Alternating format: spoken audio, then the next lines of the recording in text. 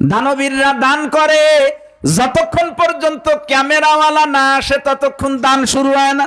অনেকে দেখবেন রমজান একটু যাকাত দেবে, ফকির গরিব মিসকিনরা বাড়ি এসে ভরে গেছে যে দেন আমাকে, বেলা হয়ে গেল দেন, কিন্তু উনি দেয়া শুরু করে না, কারণ এখনো ক্যামেরাম্যান আসে নাই। সে না আসলে একটু ছবি তুলবে, তো দেখাবে যে অমুক দান করছে, যদি কেউ না দেখলো তাই কি দান করলাম। যেই আসে ক্যামেরাম্যান সেই উনার দান শুরু হয়। আলহামদুলিল্লাহ আলহামদুলিল্লাহি ওয়া কাফা ওয়া সালামুন আলা ইবাদিহিল্লাযীনা ইসতাফা। আম্মা বা'দু ফাআউযু বিল্লাহি মিনাশ শাইতানির রাজীম। বিসমিল্লাহির রহমানির রহিম।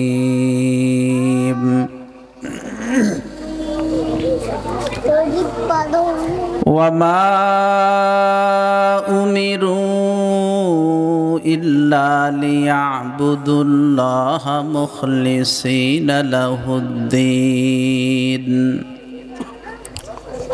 হুনাফা ওয়া ইউকিমুস-সালাতা ওয়া ইউতুয-যাকাতা ওয়া যালিকা দীনুল কাইয়্যিমা। وقال الله تبارك وتعالى فمن كان يرجو لقاء ربه فليعمل عملا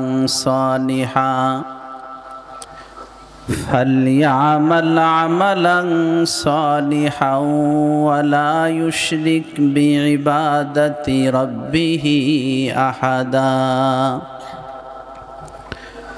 وقال سيدنا رسول الله صلى الله عليه وسلم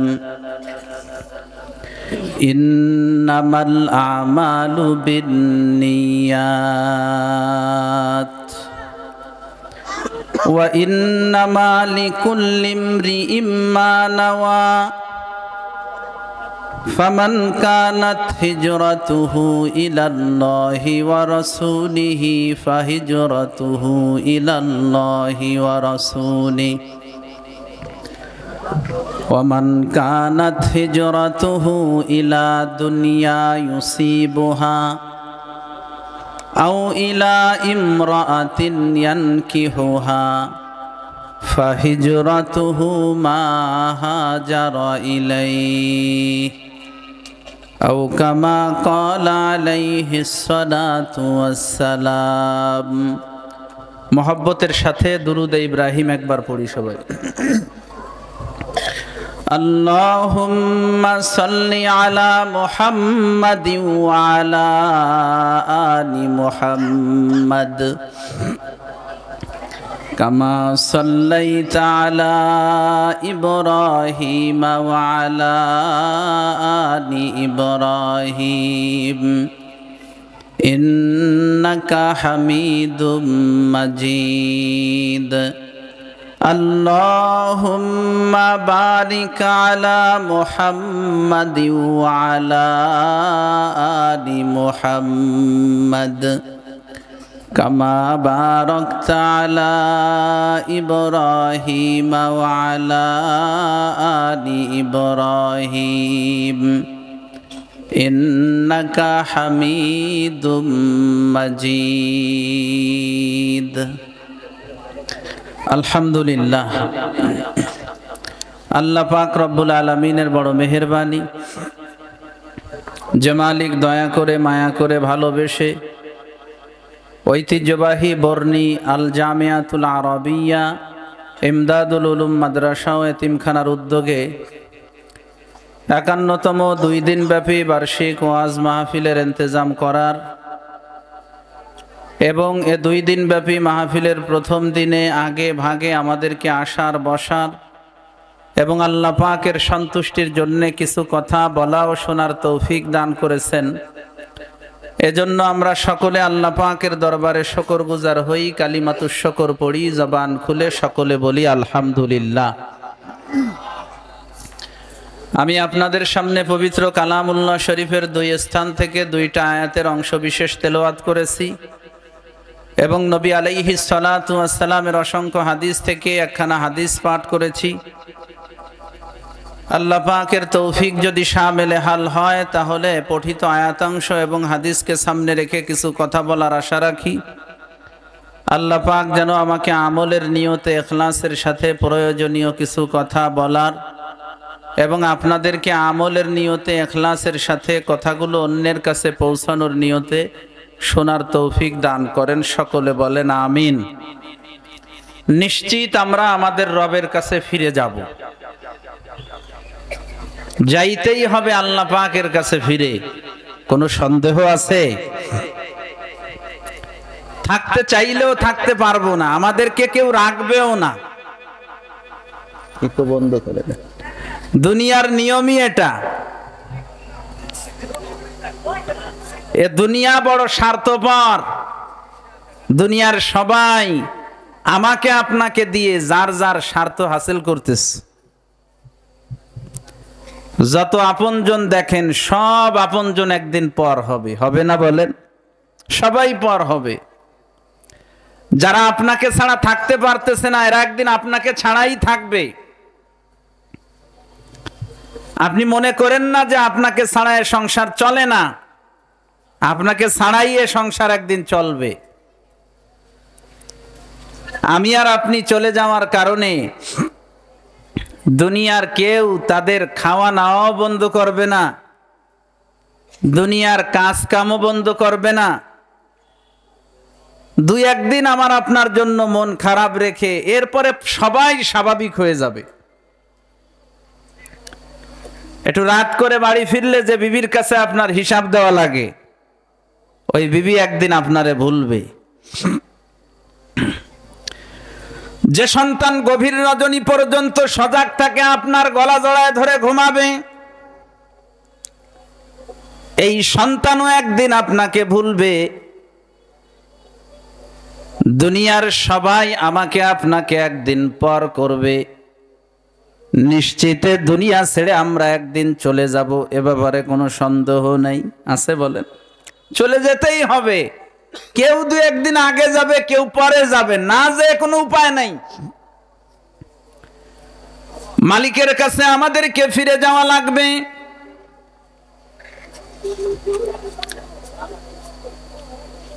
সমস্ত মানুষই মালিকের কাছে ফিরে যাবে।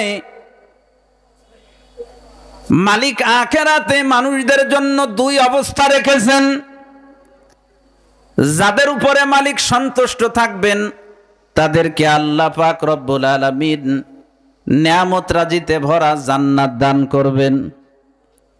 এমন জান্নাত দান করবেন যে জান্নাতের ব্যাপারে আমার আল্লাহ বলেছেন, আদাতু লিবাদিয়াস সালিহিনা মা লা আইনুন রাত ওয়ালা উযুনুন সামিআত ওয়ালা খাতারা আলা কলবি বাশার।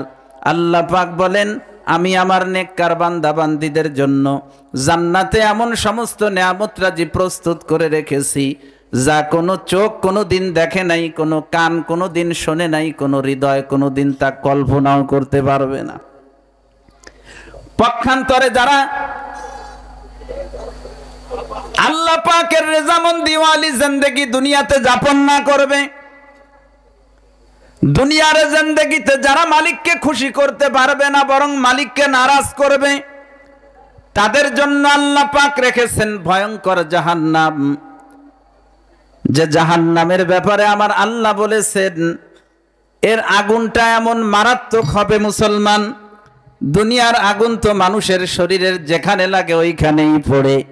অপরাধীদেরকে আমার আল্লাহ পাক জাহান্নামের যে আগুন দিয়ে জ্বালাবেন, ওই আগুনের ব্যাপারে আমার আল্লাহ বলেছেন আল্লাতী তাত্তালিউ আলাল আফইদা, ওই আগুন যদি শরীরের কোনো এক জায়গায় লাগে সাথে সাথে তার কলিজা পর্যন্ত জ্বালায় পোড়ায় ছারখার করে দেবে। নাউজুবিল্লাহ বলেন। তে দুনিয়ার জীবনের উপরে ভিত্তি করে আল্লাহ পাক মানুষের আখিরাতের একটা ফয়সালা করবেন। হয় তাকে নিয়ামত রাজিতে ভরা জান্নাত দান করবেন, নতুবা আযাবে ভরা জাহান্নামে বান্দারে আল্লাহ ঢুকাবেন। আল্লাহ যেন আমাদের সবাইকে জান্নাতে আগে ভাগে ঢোকার তৌফিক দান করেন, সকলে বলেন আমিন। এর জন্য আমাদেরকে দুইটা কাজ করতে হবে। একটা হলো আমাদের ঈমান মজবুত করতে হবে। কি করতে হবে বলেন? ঈমান মজবুত করতে হবে। দ্বিতীয় হলো আমাদের নেক আমল করতে হবে। কাজ কয়টা বলেন? দুইটা। একটা হলো ঈমান মজবুত করা লাগবে, আর একটা হলো আমলটাকে ঠিক করা লাগবে, ভালো আমল করতে হবে, নেক আমল করতে হবে। তবে এই আমলগুলো দিয়ে আমরা আল্লাহ পাকের কাছে তখনই প্রতিদান পাবো যখন আমাদের আমলটা হবে একমাত্র আল্লাহর জন্য। কার জন্য বলেন? আল্লাহর জন্য যদি আমল হয়, আমল যদি ছোট হয়, আমলের ভিতরে যদি নিয়তটা খালেস থাকে, এই ছোট আমলের বরকতে আমার আল্লাহ পাক আখিরাতে আমাদের জন্য নাজাতের ফয়সালা করবেন। নিয়ত ঠিক রাখতে হবে। কি ঠিক রাখতে হবে বলেন?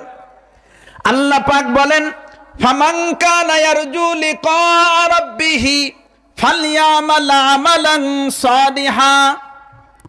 যারা তাদের রবের সঙ্গে সাক্ষাতের আশা রাখে এবং রব যেন তাদেরকে উত্তম প্রতিদান দান করেন আশা রাখে, তারা যেন নেক আমল করে। ওয়ালা ইউশরিক বিইবাদাতি রাব্বিহি আহাদা। তবে তারা যেন তাদের রবের ইবাদতের ভিতরে কাউকে শরীক না করে, অর্থাৎ ইবাদতের ভিতরে যেন তাদের ইখলাস থাকে, ইবাদতের ভিতরে যেন লৌকিকতা, লোক দেখানো যেন উদ্দেশ্য না হয়। নিয়তকে ঠিক করতে হবে। কি করতে হবে বলেন? নিয়ত বড় জিনিস। আমল অনেক করলাম কিন্তু নিয়তের ভিতরে গড়মিল, আখেরাতে কিছুই আল্লাহর কাছে পাওয়া যাবে না। শুধু পাওয়া যাবে না এখানেই শেষ নয়, বরং কেন যে ইবাদত দিয়ে আল্লাহকে সন্তুষ্ট করা যেত, সেই ইবাদতের ভিতরে আল্লাহকে ছাড়া অন্যকে কেন ঢুকালাম, এজন্য আল্লাহ পাকের কাছে জবাবদিহি করা লাগবে, ধরা খাওয়া লাগবে। যদি কিসে গড়মিল থাকে বলেন? এজন্য নিয়তটাকে আমাদেরকে ঠিক রাখতে হবে। আমি একটা কথাই আপনাদেরকে আজকে বলবো ইনশাআল্লাহ, সেটা হলো আমাদের নিয়তটা যেন ঠিক থাকে। আমলের ভিতরে কি ঠিক থাকতে হবে বলেন?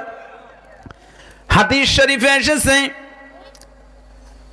কিয়ামতের ময়দানে আল্লাহ পাক রব্বুল আলামিন জাহান্নামের উদ্বোধন করবেন তিন ব্যক্তির মাধ্যমে।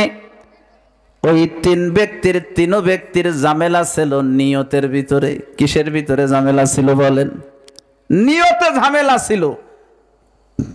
এই হাদিসখানা হযরত আবু হুরায়রা রাদিয়াল্লাহু তাআলা আনহু বয়ান করতে যে বারবার বেহুশ হয়ে গেছেন, বেহুশ হয়ে গেছেন।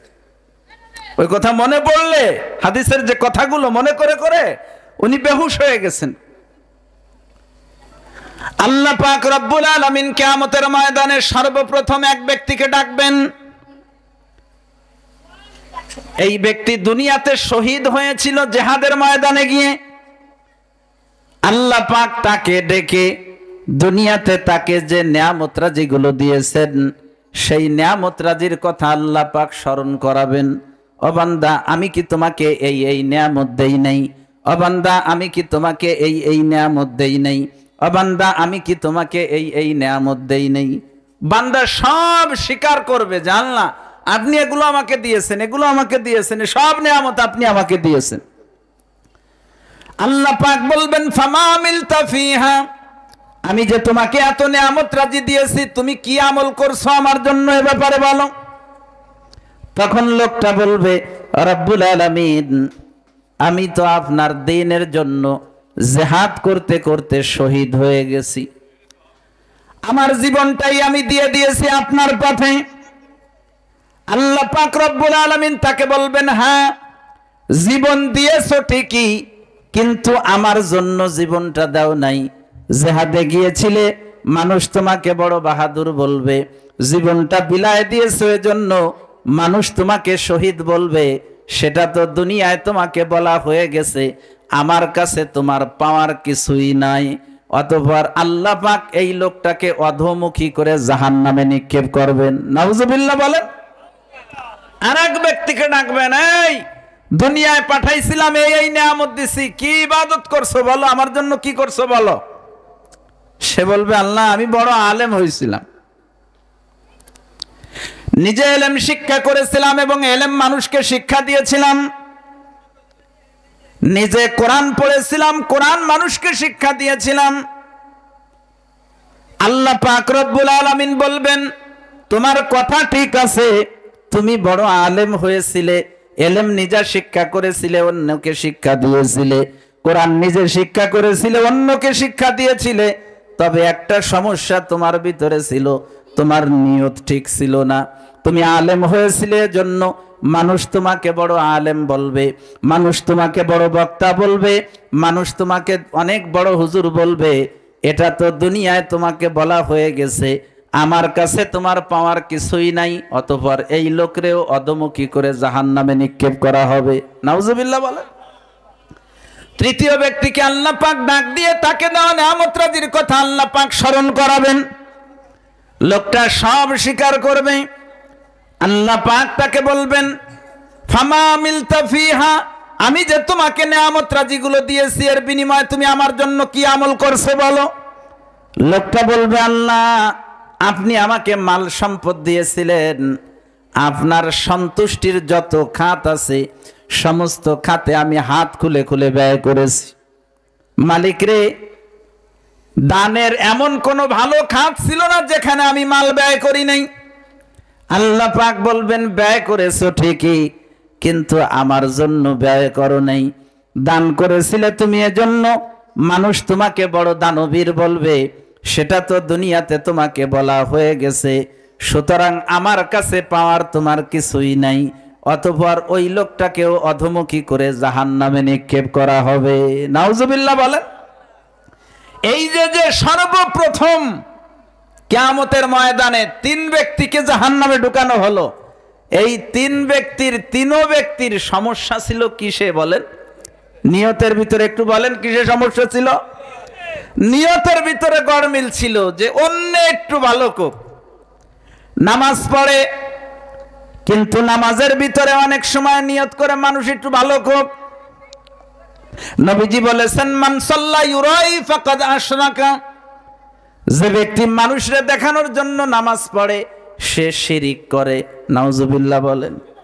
নামাজ এমনি একা একা পড়তেছিল, নামাজে কোনো ডকফট ছিল না, যেমন মনে চায় তেমনই নামাজ পড়তেছিল। কিন্তু যখন দেখলো দুইজন লোক এসে তার পাশে বসে গেছে আর তার নামাজটার দিকে খেয়াল করতেছে, এই তার নামাজের ডক শুরু হয়ে গেছে।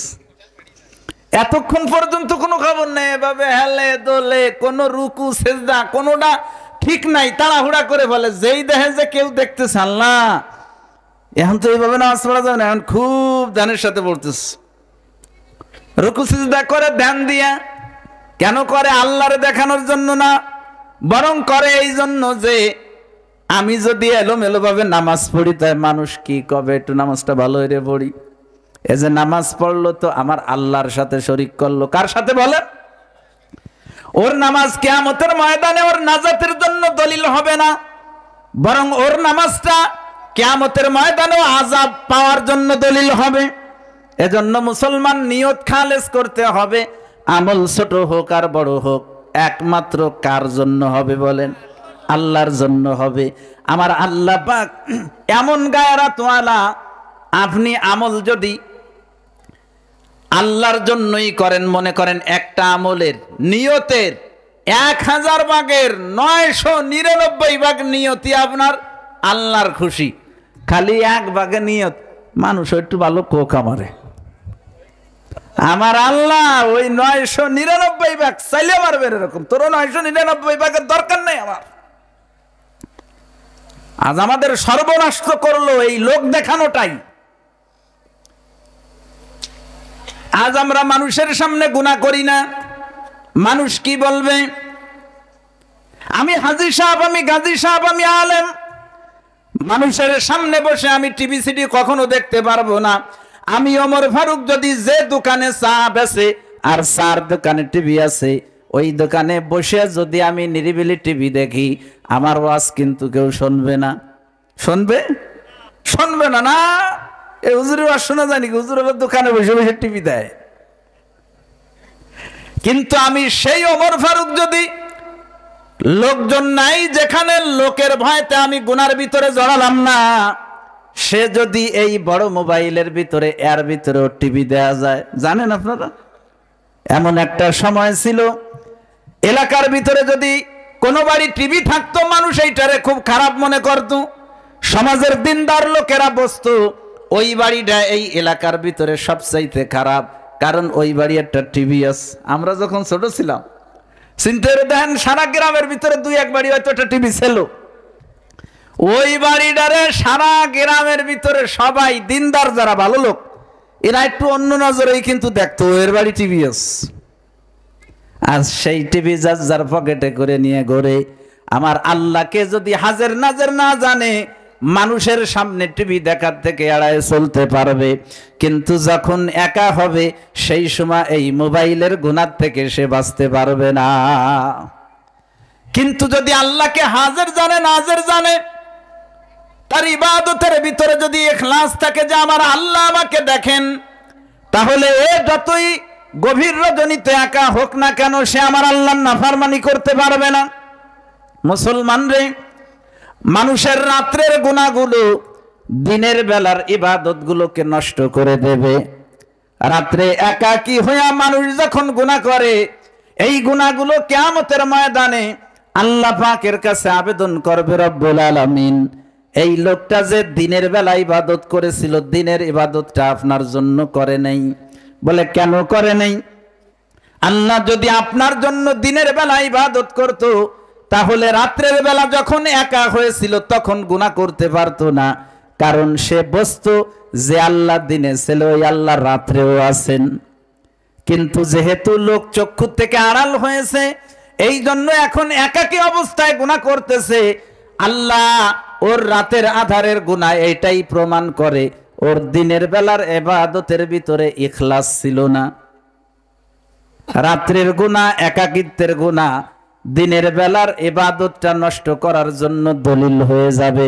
পক্ষান্তরে রাতের আধারে একাকিত্বের ইবাদত ইখলাসের সাথে আল্লাহর বান্দা যদি কোনো ইবাদত করে, আপনি গভীর রজনীতে যখন পৃথিবীর কেউ আপনাকে দেখে না, ওই সময় রাত্রের বেলা জাগ্রত হয়ে যদি আপনি নামাজ পড়েন, আল্লাহর কাছে রুনাজারি করেন, কান্নাকাটি করেন, আপনার রাত্রের ইবাদতটা আপনার দিনের ইবাদতের ভিতরে ইখলাসের প্রমাণ হিসেবে কিয়ামতের দিন দাঁড়াবে। সুবহানাল্লাহ বলেন। ওই রাত্রের ইবাদত আল্লাহর কাছে আবেদন করবে, আল্লাহ আপনার বান্দা দিনে যে ইবাদত করছিল, এই ইবাদত পৃথিবীর কোন মানুষকে দেখানোর জন্য করে নাই, আপনারে দেখানোর জন্যই করছিল। আল্লাহ এটা এজন্য বলছি যে রাত্রের বেলা যখন সে তাহাজ্জুদ নামাজ পড়ে, পৃথিবীর কেউ তাকে দেখে নাই, ও আপনার ভালোবাসা নিয়ে ইখলাসের সাথে রাত্রের বেলা নামাজে দাঁড়াইছে। যদি তার দিনের বেলায় লোক দেখানোই উদ্দেশ্য হতো ইবাদতের ভিতরে, রাত্রের বেলা সে একা একা নামাজে দাঁড়াতে পারতো না।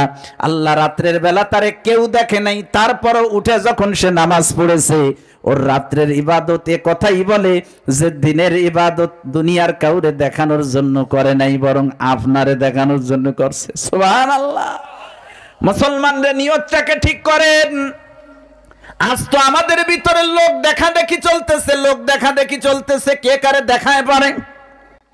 দানবীররা দান করে, যতক্ষণ পর্যন্ত ক্যামেরাওয়ালা না আসে ততক্ষণ দান শুরু হয় না। অনেকে দেখবেন রমজান একটু যাকাত দেবে, ফকির গরিব মিসকিনরা বাড়ি এসে ভরে গেছে যে দেন আমাকে, বেলা হয়ে গেল দেন, কিন্তু উনি দেয়া শুরু করে না, কারণ এখনো ক্যামেরাম্যান আসে নাই। সে না আসলে একটু ছবি তুলবে, তো দেখাবে যে অমুক দান করছে, যদি কেউ না দেখলো তাই কি দান করলাম। যেই আসে ক্যামেরাম্যান সেই উনার দান শুরু হয়। ক্যামেরাম্যান চলে গেলি দিল দিল, না দিল না দিল। এই ইবাদতে কোনো ঘাস পানি কিয়ামতের দিন খাবে না, কারণ ওই ইবাদতের ভিতরে ইখলাস ছিল না। কি ছিল না বলেন? বান্দার দিলের ভিতরে যদি ইখলাস থাকে, ওই ইখলাসের কারণে আমলের সওয়াব আল্লাহ পাক বান্দারে দান করেন। আমার নবীজি বলেন, ইন্নামাল আমালু বিন্নিয়াত। আল্লাহ পাক বান্দাকে আমলের প্রতিদান দিবেন তার নিয়ত অনুযায়ী। আমাদের সমাজে একটা কথা বলে না, নিয়ত গুণে বরকত। কি বলে বলেন? মানে নিয়ত যেমন ফলাফলটাও তেমন পাবে। দুনিয়ায় মানুষ আমল করবে অনেকই, কিন্তু ওই আমলটারই প্রতিদান সে পাবে যে আমলটা একমাত্র কার জন্য হবে বলেন? হিজরত করে সাহাবায়ে কেরামরা যখন মক্কা ছেড়ে মদিনায় চলে গেলেন, বাপ মা ভাই বোন আত্মীয় স্বজন জাগা জমি ঘর বাড়ি সব কিছু ফেলে রেখে মদিনায় চলে গিয়েছেন। নবীজি সে সাহাবীদেরকে বলতেছেন, শোনো, সব কিছু ছেড়ে আসছো তো ভালো কথা, ফামান কানাত হিজরাতুহু ইলাল্লাহি ওয়া রাসূলিহি ফাহিজরাতুহু ইলাল্লাহি ওয়া রাসূলি। যার হিজরতটা আল্লাহ আল্লাহর রাসূলের জন্য হবে, তার হিজরতটা আল্লাহ আল্লাহর রাসূলের জন্যই কবুল হবে। সুবহানাল্লাহ। যার নিয়তের ভিতরে কি থাকবে? আমার আল্লাহ যেন খুশি হয়, এজন্য যে আসছে তারটা কবুল হবে। ওয়ামান কানাত হিজরাতুহু ইলা দুনিয়া ইউসিবুহা আও ইলা ইমরাতিন ইয়ানকিহুহা ফাহিজরাতুহু ইলা মা হাজারা ইলাইহি। আর যে ব্যক্তি হিজরত আল্লাহ আল্লাহর রাসূলের জন্য করবে না, বরং হিজরত করবে জন্য যেন দুনিয়ার মাল সম্পদ পায় অথবা কোনো নারীকে বিয়ে করতে পারে, তাহলে সে যে উদ্দেশ্যে হিজরত করছে তাই হবে, আল্লাহর কাছে সে কিছুই পাবে না। বাড়ি ঘর সব ছেড়ে চলে গেল, সেই জায়গা যদি নিয়তে গরমিল থাকলে কিছু না পাওয়া যায়। এই যে মনে করেন আজকে একটু শুনতে আইছি, কিছুক্ষণ শুনে আবার সেই বাড়িই যাব, তো এইখানে যদি এই নিয়তে গরমিল থাকে তো আমরা কি আল্লাহর কাছে কোনো সওয়াব পাবো বলেন? এজন্য দিলের নিয়ত খালেস করতে হবে।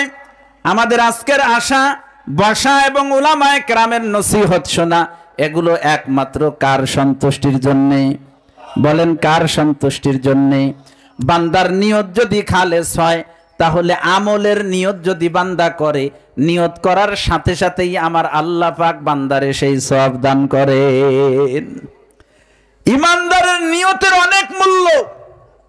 নবী আলাইহিস সালাতু ওয়াস সালাম বলেন, নেকি আর গুনার ব্যাপারে আল্লাহ পাক একটা সিদ্ধান্ত নিয়েছেন। সিদ্ধান্তটা কি? আল্লাহর কোন বান্দা যদি নেক কাজ করার নিয়ত করে যে আমি অমুক নেক কাজটা করব, নবীজি বলেন সাথে সাথেই নেক কাজ করলে যে সওয়াব হয় ওর পরিপূর্ণ সওয়াবটা আল্লাহ পাক বান্দারে দান করবেন। সুবহানাল্লাহ বলেন। যেমন আপনি মনে করেন আজকে নিয়ত করছেন যে আপনি একটা সিল্লা আল্লাহর রাস্তায় দেবেন তবলিগে, একটা সিল্লা আল্লাহর রাস্তায় দিলে আপনার সওয়াব হবে না?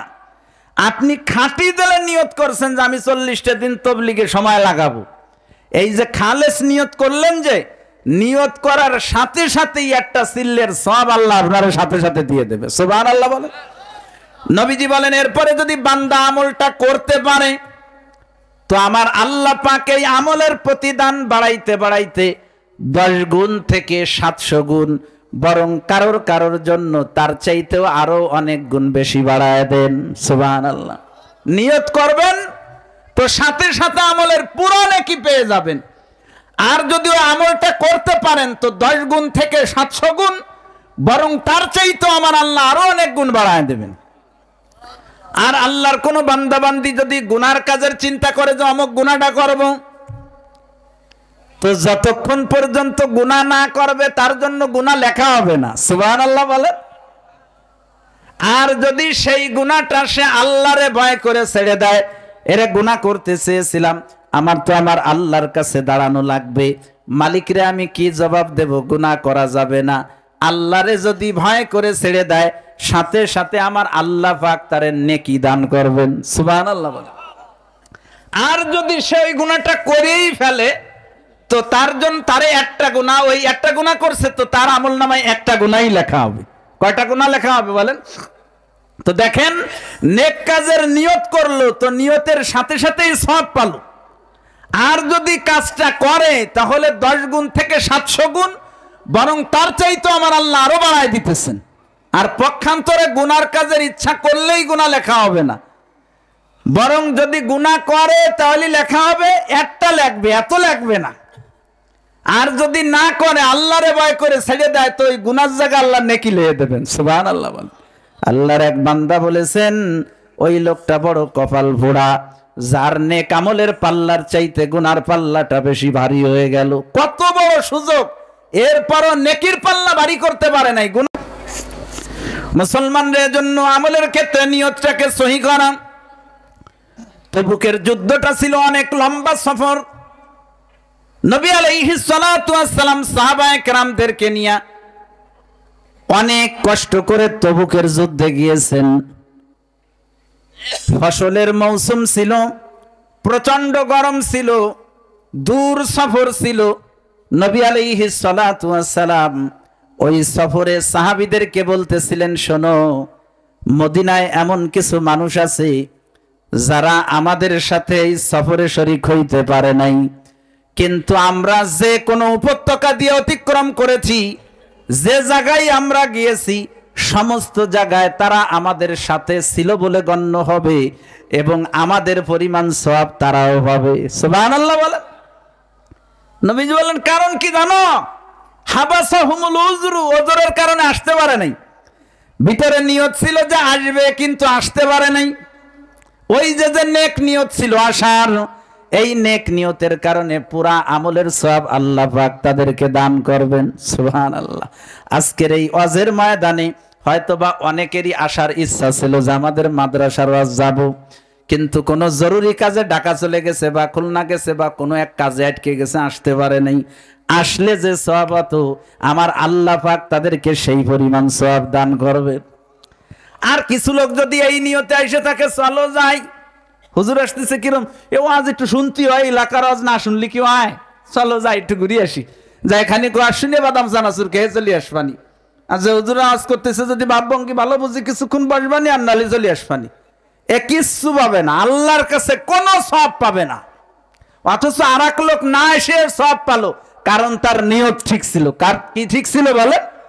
আর এক লোক এই মজলিসে বসেও সওয়াব পালো না, কারণ তার কিসে ভেজাল ছিল। এজন্য মুসলমান নিয়তটাকে যাচাই করা, সমস্ত আমলের ক্ষেত্রে খেয়াল রাখা যে নিয়তটা যেন একমাত্র কার জন্য হয় বলেন? আল্লাহর সন্তুষ্টির জন্যে। বান্দা যদি ছোট্ট আমলও করে, বেশি বড় আমল করতে পারে নাই, ওই ছোট আমলটাও যদি আল্লাহর সন্তুষ্টির জন্য করে, আমার আল্লাহ পাক সেই আমলের খাতিরে বান্দারে আখিরাতে মাফ করে দেবেন। আল্লাহ পাকের এক বান্দা ওলি, উনার ইন্তেকালের পরে উনাকে কেউ স্বপ্ন যোগে দেখে জিজ্ঞাসা করেছে, হুজুর আল্লাহ আপনার সাথে কেমন ব্যবহার করেছেন? উনি বললেন, শোনো, আমার আল্লাহ পাক আমার সাথে অনেক ভালো ব্যবহার করেছেন। আমার আল্লাহ পাক আমাকে জান্নাত দান করছেন, জান্নাতের নিয়ামতটা যে আমি ভোগ করতেছি। তবে বড় আশ্চর্যের বিষয় হলো, আমি তো বড় আলেম ছিলাম, অনেক লেখালেখি করেছি, জীবনে অনেক ওয়াজ নসিহত করেছি, আমার অনেক মুরিদান ছিল, তাদেরকে অনেক সবক দিয়েছি, দুনিয়ার বুকে থাকা অবস্থায় দিনের অনেক বড় বড় কাজগুলো করেছি। আমার একটা আশা ছিল, এই কাজগুলোর কারণে হয়তো আমার আল্লাহ পাক আমাকে ক্ষমা করে দিয়ে জান্নাত দিবেন। আমার আল্লাহ পাক আমাকে ক্ষমা করে দিয়ে বললেন, এই জুনায়েদ, তুমি কি জানো যে কেন আমি তোমারে ক্ষমা করলাম? আল্লাহ জানি না কেন আপনি আমাকে ক্ষমা করেছেন। বলে, তুমি একদিন লেখবা, কলম দোয়াত কলম দিয়া লেখবা, লেখার জন্য দোয়াতের যে কৌটা আছে ওর ভিতরে কলমটারে ঢুকায়া কালিটারে তুলে তুমি বাইর করতেছিলা, তোমার কলমের উপরে একটা মাছি এসে পড়ছিল, ওইখান থেকে কলমের পানি শুষে শুষে নিতেছিল। তুমি মাছিটারে সরাইলে সরাইতে পারতা, কিন্তু মাছিটার উপরে তুমি দয়া করছিলা। আমার আল্লাহরই তো একটা মাখলুক একটু পানি ওখান থেকে পান করতেছে, ওরে যদি আমি পানি পান করায় খুশি করতে পারি, আমার আল্লাহ পাক হয়তো এ ওসিলায় আমারে মাফ করে দিতে পারে। তোমার এই ছোট্ট আমলটা পৃথিবীর কেউ দেখে নাই, আমি আল্লাহই দেখেছিলাম। আর যেহেতু ওই আমলের ভিতরে তোমার ইখলাস ছিল, আমার সন্তুষ্টি উদ্দেশ্য ছিল, তোমার জীবনের অনেক নেক কাজ থাকা সত্ত্বেও আমি তোমার এই ছোট্ট নেক আমলটার বরকতে মাফ করে জান্নাতি বানায় দিলাম। আমল ছোট হোক আর বড় হোক, নিয়তটা খালেস হইতে হবে। নিয়ত কি হইতে হবে বলেন? এজন্য মুসলমান কখনো নিয়ত করবেন না যে আমার একটু মানুষ ভালো হোক। কুরবানির সময় গরু একখান কিনা মালা ভরায় দিয়া রাস্তার ধারে গরু বাঁধতে থুয়ে দিস, আর লোকও একজন চেয়ার দিয়ে বসায় রাখছে, কেউ যদি যায় আর বার্তা নয়, আর কয় যে গরু কার, কবি যে অমুকের গরু। দেশের ভিতরে সেরা গরু কিনছে, কিন্তু উদ্দেশ্য হলো মানুষ কবে দে, অমুক যত বড় গরু কুরবানি দিয়েছে কেউ আর দেয় নেই। 1000 কোটি টাকা দিয়েও যদি তুমি কুরবানি করো, তোমার কুরবানির কোনো সওয়াব তুমি পাবা না। আমার আল্লাহ বলেছেন, লাইয়ানালাল্লাহা লুহুমুহা ওয়ালা দিমাউহা ওয়ালাকিন ইয়ানালুহুত তাকওয়া মিনকুম। আল্লাহ পাক বলেন, কুরবানি যে তোমরা করো, কুরবানির পশুর গোশত, রক্ত, চামড়া, এর কোনো কিছুই আমি আল্লাহর কাছে পৌঁছায় না। পৌঁছায় হলো তোমাদের ইখলাস। কি পৌঁছায় বলেন? আমাদের ইখলাস, আমরা কোন নিয়তে করতেছি সেই নিয়তটুকু যদি ঠিক না থাকে, তাহলে কি আল্লাহর কাছে আর কিছু যাবে? আচ্ছা, কুরবানি আমরা দেই, কুরবানির কোনো গোশত আল্লাহ খায়? কোন রক্ত, কোন চামড়া, এগুলোকে আমরা আল্লাহরে দেই বলেন? এগুলো তো আমরাই নিজেরা ভোগ করি। আমাদের থেকে আল্লাহ পান আমাদের নিয়তটা, আমাদের ইখলাসটা। এখন সেই ইখলাসই যদি ইবাদতের ভিতরে না থাকে, তাহলে আল্লাহ আর কি ভালেন? কিছুই তো ভালেন না। এজন্য মুসলমান নিয়ত ঠিক করা চাই। নবী আলাইহিস সালাতু ওয়াস সালাম বলেছেন, আল্লাহ পাক বান্দাকে আমলের প্রতিদান দান করেন তার নিয়ত অনুযায়ী। নিয়তকে কখনো খারাপ করবেন না, নিয়তের ভিতরে কখনো ভেজাল আনবেন না। আমি ওয়াজ করতেছি, আপনারা শুনতেছেন, আমার যদি এই নিয়ত ভিতরে থাকে, মানুষ আমার একটু ভালো বক্তা হোক, কথা কন, আমি কি আমার এই ওয়াজের দ্বারা আমি আল্লাহর কাছে কিছু পাবো? আল্লাহর কাছ থেকে যদি আমার পাইতেই হয় কিছু, তাহলে করতে হবে আল্লাহ। ওয়াজ কার জন্য? একটু জোরে বলেন, কার জন্য? এজন্য মুসলমান সব আমলের ক্ষেত্রে নিয়তকে যাচাই করবেন যে আমার নিয়ত ঠিক আছে কিনা। আল্লাহ ওয়ালা বুজুর্গরা প্রতিটা কাজের আগে তাদের নিয়তকে যাচাই করতেন যে নিয়তের ভিতরে কোনো ভেজাল আছে নাকি। মুফতি তাকি উসমানী সাহেব দামাত বারাকাতুহুমের পীর ডাক্তার আব্দুল হাই আরেফি রহমতুল্লাহ আলাইহি বলতেন কথা, ঘরের ভিতরে দৌড়াই গেলে বাচ্চারা আসে কোলে উঠার জন্য, কিন্তু বাচ্চারা দৌড় দিয়ে আসলেই কোলে নেই না। আমরাও তো আমাদের ঘরে যাই, যাওয়ার সাথে সাথেই কিন্তু বাচ্চারা দৌড় দিয়ে ওঠে, আসে যে বাপের কোলে উঠবে।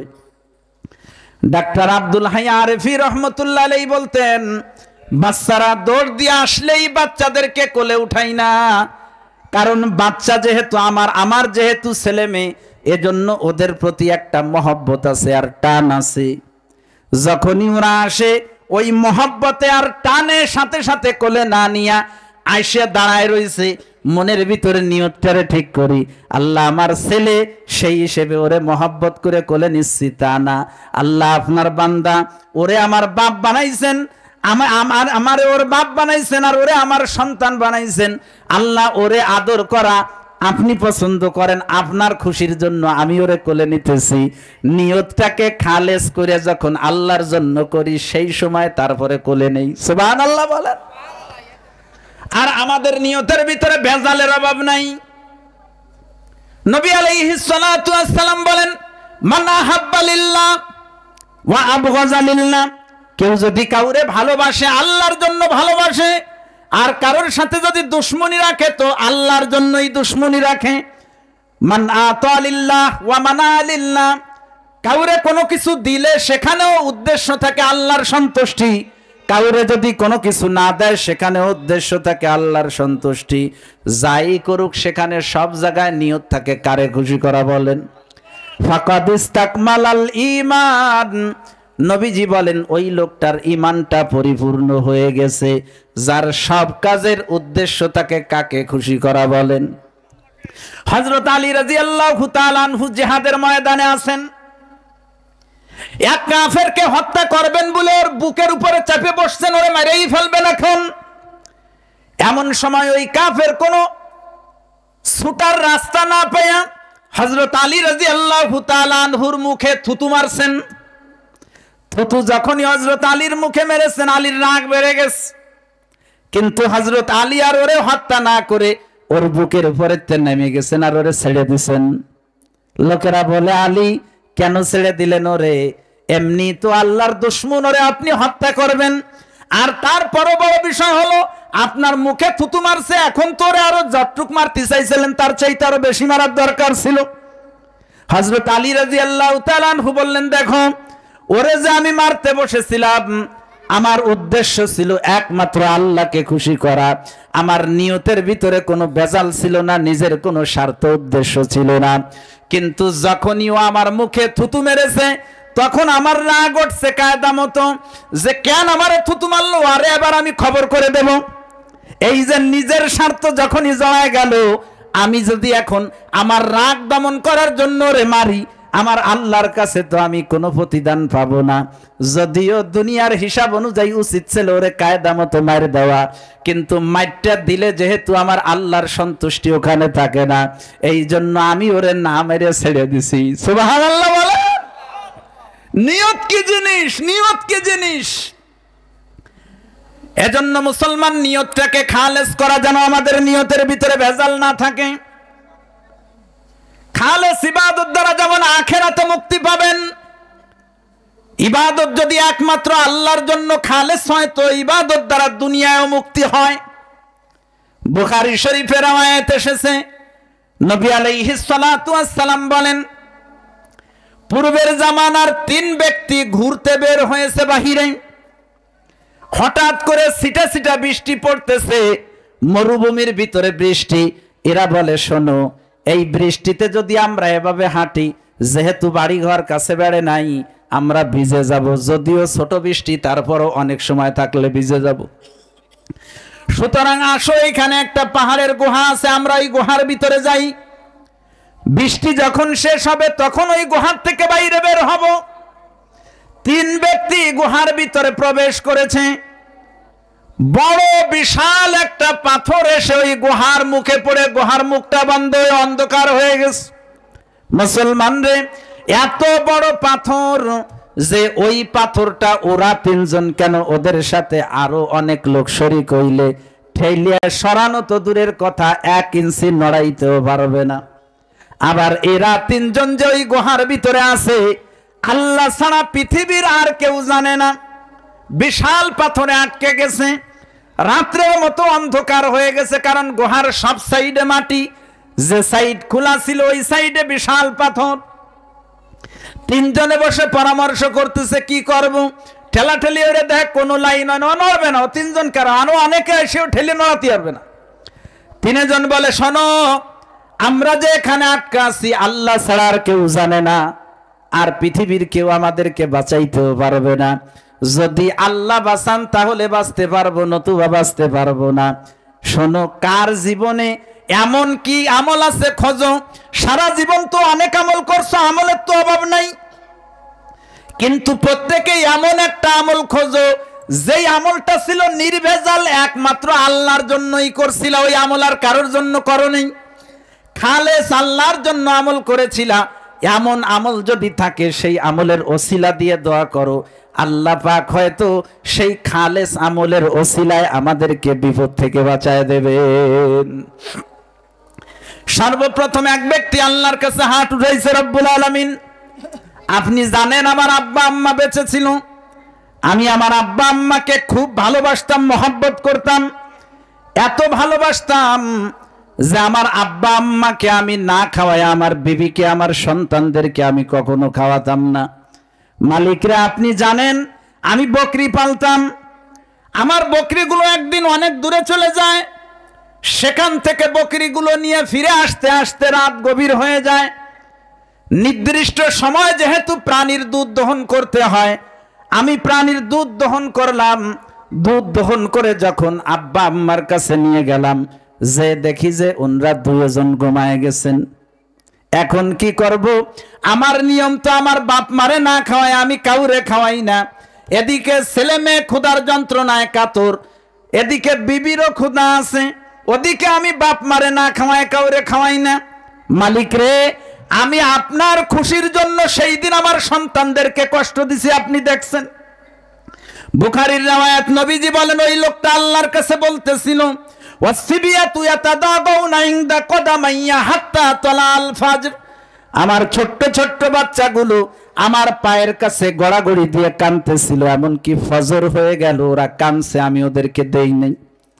যখন আমার আব্বা আম্মা জাগ্রত হয়েছেন, আব্বা আম্মাকে আগে দুধ পান করায় তারপরে সন্তানদেরকে পান করাইছি। মালিক রে, আপনি তো জানেন এই আমলটা আপনার জন্যই করছি, আমলের ভিতরে কোনো ভেজাল ছিল না। আল্লাহ এই আমলটা যদি আমি খালেস আপনার জন্য করে থাকি, এই আমলের ওসিলা দিয়ে দোয়া করতেছি, আল্লাহ আমরা তিনজন তো আটকে গেছি, পুরা গুহাটা অন্ধকার হয়ে গেছে, দয়া করে পাথরটার একটু সরায় দেন যাতে করে একটু আলো ভিতরে ঢোকে। নবীজি বলেন দোয়া করার সাথে সাথে আমার আল্লাহ পাক পাথর কিছুটারে সরায় দিয়েছেন। সুবহানাল্লাহ বলেন। একটু খেয়াল করেন, এইখানে কিন্তু এই লোক এক সাইড ভালো করলে এক সাইড ভুল করছে। বাপ মাকে আগে খাওয়া এটা ভালো জিনিস, কিন্তু ঘটনাক্রমে আজকে বাপ মা ঘুমায় গেছে, এখন সন্তানের ছেলে মেয়ের বিবির এদের তো হক আছে। যদিও বাপ মারে আগে খাওয়া ভালো জিনিস, কিন্তু এই ছেলে মেয়েরে না খাওয়া ওদের হকটা কিন্তু এখানে নষ্ট করছে। আপনারা আমাকে একটা প্রশ্নের উত্তর দেন, এই লোকটা যদি ওই রাত্রে দুধ তার ছেলে মেয়েরা আগে খাওয়াতো, তো ওই ছেলে মেয়ের দাদা দাদিকে উঠে সকালবেলা ওই ছেলে মেয়ের বাপরে বলতো, এই আমাকে না খাওয়ায় কেন তো সাল মেয়েরে খাওয়াইছিস? পৃথিবীর কোন দাদা দাদি বলে দাদা দাদি যে কি জিনিস যারা না পাইছে দাদা দাদি, অথবা নিজেরা দাদা দাদি ওই না, এরা বুঝবে না যে দাদা দাদিরা নাতি ফুতাকে কত মহব্বত করে, কত মহব্বত করে, ভালোবাস। এক লাইন ভালো করছে আর এক লাইন ভুল করছে, কিন্তু লাইন যেটা ভালো ছিল ওই ভালো লাইনের ভিতরে নিয়ত খালেস ছিল, বাজাল ছিল না। এজন্য অপর একাংশ ভুল থাকার পরেও আমার আল্লাহ পাক রব্বুল আলামিন ওর দোয়াটা কবুল করে পাথর খানিকটা সরায় দিয়েছেন। সুবহানাল্লাহ। দ্বিতীয় ব্যক্তি আল্লাহর কাছে হাত উঠাইছে, রব্বুল আলামিন আপনি জানেন আমার একজন চাচাতো বোন ছিল, আমি আমার বোনরে খুব ভালোবাসতাম, মহব্বত করতাম। আল্লাহ তারে আমি পাওয়ার জন্য জীবনে অনেক চেষ্টা করেছি, কিন্তু আমার বোন আমার কাছে চাচাতো বোন কোনোদিন আমারে ধরা দেয় নাই। একদিন বিপদে পড়ে আমার কাছে টাকার জন্য আসছে, আমি তাকে বললাম শোনো, আমি তোমাকে 100 স্বর্ণ মুদ্রা দিতে পারি, শর্ত হলো এতদিন পর্যন্ত যেই সুযোগটা তুমি আমারে দাও নাই ওই সুযোগটা এখন তোমার আমারে দিতে হবে। আমি তোমার সাথে জিনা করব, এই সুযোগ দিতে হবে। রব্বুল আলামিন আপনি জানেন আমার চাচাতো বোন তৈরি হয়ে গিয়েছিল, আমার নিজের কাছে 100 স্বর্ণ মুদ্রা ছিল না, ওরে পাওয়ার জন্য অনেক কষ্ট করে আমি 100 স্বর্ণ মুদ্রা জোগাড় করছিলাম। যখন ওরে স্বর্ণ মুদ্রা গুলা দিয়া ওর সাথে একান্তে মিলিত হওয়ার জন্য যে যখন ওর কাছে বসেছিলাম, ও তখন আমাকে আপনার কথা স্মরণ করায় দিয়ে বলেছিল, ইয়া আব্দুল্লাহ ইত্তাকিল্লাহ ওয়ালা তাফতাহিল খাতাম, এই আল্লাহর বান্দা আল্লাহকে ভয় করো, তুমি আমার কুমারিত্বকে নষ্ট করো না। আল্লাহ যারে পাওয়ার জন্য সারা জীবন আগ্রহী ছিলাম, হাতের কাছে পাইয়াও আপনার দিকে তাকায় আমি ছেড়ে দিছি, টাকা ডুনো ফেরত নেই। রব্বুল আলামিন এই যে গুনাহটার থেকে বাঁচলাম, যদি আপনার জন্য বেঁচে থাকি তাহলে ওই আমলটার ওসিলা দিয়ে আপনাকে বলতেছি, দয়া করে পাথর আরো একটু সরায় দেন যেন আসমান দেখা যায়। আমার আল্লাহ পাক সাথে সাথে পাথর আরো খানিকটা সরায় দিলেন। সুবহানাল্লাহ। তৃতীয় ব্যক্তি আল্লাহর কাছে হাত উঠাইছে, রব্বুল আলামিন আমার বাড়ি একজন মজদুর কাজ করেছিল, কাজ করে যখন সে চলে যায় আমি তারে পারিশ্রমিক দিয়েছিলাম, এই টাকা নিয়ে যাও, কিন্তু সে নেয় নাই, চলে গেছে। আমি তার টাকাটাকে খেয়ে ফেলি নাই। ওগো রব্বুল আলামিন আমি তার টাকাটারে বৈধভাবে বাড়াইছি ব্যবসা বাণিজ্যের মাধ্যমে, তার টাকা বাড়াইতে বাড়াইতে মাঠ ভরা গরু ছাগল হয়ে গেছে। অনেকদিন পর সে আমার কাছে এসে বলতেছে, ইয়া আব্দুল্লাহ ইত্তাকিল্লাহ ওয়া আতিনি হাক্কি, আল্লাহর বান্দা আল্লাহকে ভয় করো আর আমার হকটা আমারে বুঝে দাও। আমি বললাম তোমার হক নিতে আসছো, তুমি যে কিষান দিয়েছিলা তোমার সেই কিষানের পারিশ্রমিকটা যে দেখো অমুক মাঠে আছে। লোকটা মাঠের কাছে যে দেখে মাঠ গরু ছাগল দিয়ে ভরা, আমার কাছে এসে বলতেছে, ইয়া আব্দুল্লাহ ইত্তাকিল্লাহ লিমা তাহজিউ বি, ও আল্লাহর বান্দা আল্লাহকে ভয় করো, তুমি আমার সাথে ঠাট্টা করতেছো কেন? আমি তো তোমার কাছে পাবো একটা কিষানের দাম, ওখানে দেই মাঠ ভরা গরু ছাগল। আমি লোকটাকে বললাম শোনো, ওই যে যতগুলো গরু ছাগল দেখতেছো এই সবগুলো তোমার এক কিষানের বরকত, ও তোমার ওই এক কিষানের টাকাটারে আমি বাড়াইতে বাড়াইতে বৈধভাবে বানাইছে, ওই সব মাল তোমার। রব্বুল আলামিন যখন আমি ওরে এই কথা বললাম, মাঠের সমস্ত প্রাণীগুলো নিয়ে গেল, আমার জন্য কিচ্ছু রেখে যায়নি। আল্লাহ একটা পশুর গলার দড়িটাও আমার জন্য রেখে যায় নাই। মালিক রে, আমি তার জন্য যা করছিলাম এইটা যদি আপনার সন্তুষ্টির জন্য করে থাকি, তাহলে এই আমলটার ওসিলা দিয়ে আমি আপনার কাছে দোয়া করতেছি, আল্লাহ আমরা কঠিন মুসিবতের ভিতরে আছি, আপনি না বাঁচাইলে বাঁচতে পারবো না। দুইজনের দোয়ায় তো পাথর কিছুটা সরেই গেছে, আল্লাহ দয়া করে আপনি এবার বাকিটুক সরায় দেন যাতে আমরা বের হয়ে যেতে পারি। নবীজি বলেন সাথে সাথে আমার আল্লাহ পাক পাথরের বাকি অংশটা সরায়া তাদের বের হওয়ার ব্যবস্থা করে দিলেন। আমলের ইখলাসের বরকতে, কিসের বরকতে বলেন? এজন্য কোন আমলের ভিতরে এইটা চিন্তা করবেন না যে আমার একটু মানুষ ভালো কোক। যদি ওই চিন্তা আপনি করেন, তাহলে আপনি আখিরাতে আল্লাহর কাছে তো কিছু পাবেনই না, উল্টা আরো ধরা খাবেন। নবীজি বলেছেন, কেউ যদি এমন পাথরের ভিতরেও ইবাদত করে যেই পাথরের ভিতরে না তার কোনো দরজা আছে, জানালা আছে, যত গোপনে ইবাদত করুক না কেন আল্লাহ পাক সেই ইবাদত প্রকাশ করে দেবেনই দেবেন। খালি খালি আপনি আপনার দিলটারে কেন নষ্ট করবেন? মানুষ আপনারে ভালো বললেই কি আর না বললেই কি? আপনার নিয়তটা যদি খালেস থাকে, মানুষের কি ভালো বলা পড়ে থাকবে নাকি? জোরে কন। আমি কুরবানি করলাম আল্লাহর জন্য, ভালো একটা গরু কিনছি, কেউ আমার দেহুক আর বলুক যে হুজুর কত বড় পশু কুরবানি দিয়েছে, এরকম কোনো নিয়ত করি নাই আমি। তা মানুষের কি দেহা পড়ে থাকবে যে চোখ বান্ধে আঠবে, হ্যাঁ হুজুর আমাকে নিয়ত করি নাই, কাজেই আমরা হুজুরের গরু দেখবো না, এরকম হবে না কি কোন? আপনার ইখলাস যদি থাকে, আল্লাহ পাক আপনার আমল প্রকাশ করে দিবেন। দেখেন হাদিসে আছে, সাহাবা একরামরা বলছেন, ইয়া রাসূলুল্লাহ, অনেক সময় এমন হয় যে আমরা ইচ্ছা করি না যে মানুষ আমাদের আমলের ব্যাপারে বলুক যে অমুকে এই আমল করে, সে আমল করে, কিন্তু মানুষ তো অনেক সময় জানিয়ে ফেলে বলে যে অমুক এটা করছে, কি হবে? নবীজি বললেন, এটা তো বান্দা তার ইখলাসের আখিরাতে তো প্রতিদান পাবেই, এটা হলো দুনিয়ার আল্লাহ দেওয়া দুনিয়ার একটা প্রতিদান। সুবহানাল্লাহ বলে। আপনার ইখলাসকে আপনি নষ্ট করেন নাই, করছেন আল্লাহর জন্য, কিন্তু মানুষ দেখে মানুষ আপনারে ভালো কইতেছে, এটা হলো আল্লাহর পক্ষ থেকে আপনার পাওয়া দুনিয়ার পুরস্কার। কিন্তু আপনি যদি এইখানে নিয়তে গড়মিল করে ফেলেন যে আমার একটু মানুষ কিছু কোক, তাহলে কিন্তু শেষ। এজন্য মুসলমান নিয়তকে খালেস করতে হবে। ইবাদত করব একমাত্র কার জন্য বলেন? দান সদকা করব তো কার জন্য করব? আল্লাহর জন্য করব। বুখারীতে রওয়ায়াত, এক লোক আল্লাহর জন্য দান করবে এই জন্য গোপনে বের হইছে, রাত্রের বেলা গোপনে দান করে আসছে একজনকে। পরের দিন সকালবেলা সমাজে আলোচনা হইতেছে, এ শুনছো রাত্রের বেলা এক লোক এসে চোররে দান করে গেছে। কারে দান করছে? চোররে।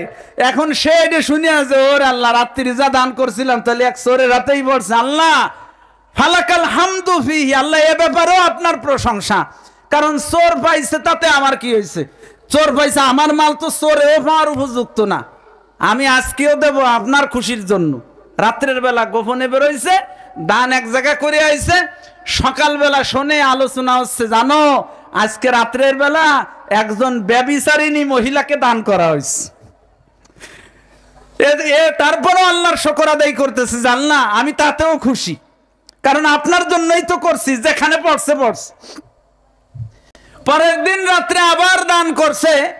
এই পরের দিন রাত্রে দান করলে সকালবেলা লোকদের ভিতরে আলোচনা হচ্ছে, শুনছো আজকে রাত্রের জন্য কে এসে এক ধনী লোকরে দান করে গেছে। আমার আল্লাহ পাক স্বপ্নের মাধ্যমে ওই লোককে জানিয়ে দিয়েছেন, তোমার তিন দিনের দানকে আল্লাহ পাক কবুল করে নিয়েছেন, কারণ তোমার নিয়ত খালেস ছিল। কিন্তু চোরের হাতে পড়ছে, অসুবিধা নাই। চোর চিন্তা করবে, আরে এইভাবে বৈধভাবে যদি টাকা আসে তো আমি অবৈধভাবে টাকা ধরবো কেন? তোমার দ্বিতীয় দিনের দান একজন ব্যভিচারিণী মহিলার হাতে পড়ছে, ও এইটা চিন্তা করবে, আরে হালাল ভাবে যদি টাকা আসে তো আমি হারাম ভাবে ধরবো কেন? তোমার তৃতীয় রাত্রের দান একজন ধনীর হাতে পড়েছে, অসুবিধা নাই, ও দানও কবুল। কারণ ওর দ্বারা ওই ধনী শিক্ষা নেবে। কত মানুষ আছে এমন রাত্রের আধারে এসে দান করে যায়, আমি কি দিনের আলোতে একটু দান করতে পারবো না? তুমি টেনশন করো না, যাদের হাতে পড়ছে পড়ছে, অসুবিধা নাই। তোমার দিনের দান আমি আল্লাহ কবুল করে নিয়েছি। নিয়ত ঠিক ছিল। কি ঠিক ছিল বলেন? একটা কথাই বোঝানোর চেষ্টা করলাম, ছোট্ট থেকে বড় পর্যন্ত যে আমলই করেন কি ঠিক রাখবেন বলেন? বুখারীতে রওয়ায়াত, মানুষ তার পরিবারের উপরে খরচ করে। কালকে সকালেও অনেকে বাজারে যাবেন। এখন আমরা তো পরিবারে খরচ করার দরকার, বাজার দরকার, কেনাকাটা, কাপড় চোপড় দরকার, কইছে যে কিনে নিয়ে এস। কিন্তু ওইখানে আল্লাহর সন্তুষ্টি নিয়ত রাখতে হবে। আপনি 10,000 টাকার বাজার করলেন, কিন্তু আল্লাহর সন্তুষ্টির নিয়ত করেন নাই, আপনি কোনো সওয়াব পাবেন না। তবে হ্যাঁ, আপনার একটা দায়িত্ব ছিল, পরিবারের উপরে খরচ করার দায়িত্ব পুরা হবে। কিন্তু আপনি যদি আল্লাহর সন্তুষ্টি নিয়ত করেন, আল্লাহ এদেরকে আমার দায়িত্বে দিয়েছেন, আল্লাহ আপনার সন্তুষ্টির জন্য আমি এদের উপরে খরচ করতেছি। 10,000 টাকার বাজার করে এনে বাড়ি আনবেন, গরিব ইতিম মিসকিনদেরকে ওই 10,000 টাকা দান করলে যে সওয়াব হতো, আপনার নেক নিয়তের কারণে আল্লাহ পাক আপনাকে সেই পরিমাণ সওয়াব দান করবেন। কি ঠিক থাকতে হবে বলেন? সব জায়গায় নিয়তকে ঠিক রাখবো ইনশাআল্লাহ। তাহলে আমরা কি আর কখনো কাউরে দেখানোর জন্য কোনো আমল করব? নামাজ মানুষ একটু দেহে ভালো কোক এই জন্য রুকু সিজদা ভালো হবে, নাকি আল্লাহর জন্য হবে? কার জন্য বলেন? আমার নামাজের পাশে কেউ যদি নাও বসে, আমার আল্লাহ তো আমাকে দেখতেছেন। আল্লাহর নবীজি বলেন, আনতা আবুদাল্লাহ কান্নাকা তারা, ইবাদত করবা এমন ভাবে যে কেমন যেন আল্লাহরে দেখো। তা যদি না পারো, ফাইল্লাম তাকুন তারাহু ফাইন্নাহু ইয়ারাক, তুমি যদি আল্লাহরে দেখে দেখে ইবাদত করতেছো, অত উপরে যাইতে নাও পারো, এটুক চিন্তা তো তুমি করবাই যে তোমার আল্লাহ তোমারে দেখতেছেন। আমার আল্লাহ দেখেন না আমারে? ওই আল্লাহকে সন্তুষ্ট করার জন্য ইবাদত করব। আল্লাহ পাকের এমন প্রিয় বান্দা যেন আমরা হই যে আমাদের সমস্ত ইবাদত গুলো যেন একমাত্র কার জন্য হয় বলেন? নিয়ত খালেস করে। কারণ আমল যতই করি, নিয়তে ভেজাল থাকলে কিছুই পাবো না। আল্লাহ পাক যেন ইখলাসের দৌলত আমাদের সবাইকে দান করেন। যেমন ইখলাস আল্লাহ পাক চাইতেছেন, এমন খালেস ইখলাস যেন দান করেন, এবং ইখলাসের কারণে আমল ওজনদার হয় এবং আমল কবুল হয়। আল্লাহ পাক যেন আমাদের আমল ওজনদার করেন এবং আমাদের আমলকে কবুল করেন। সকলে বলেন আমিন। ওয়া আখিরু দাওয়ানা আনিল হামদুলিল্লাহি রাব্বিল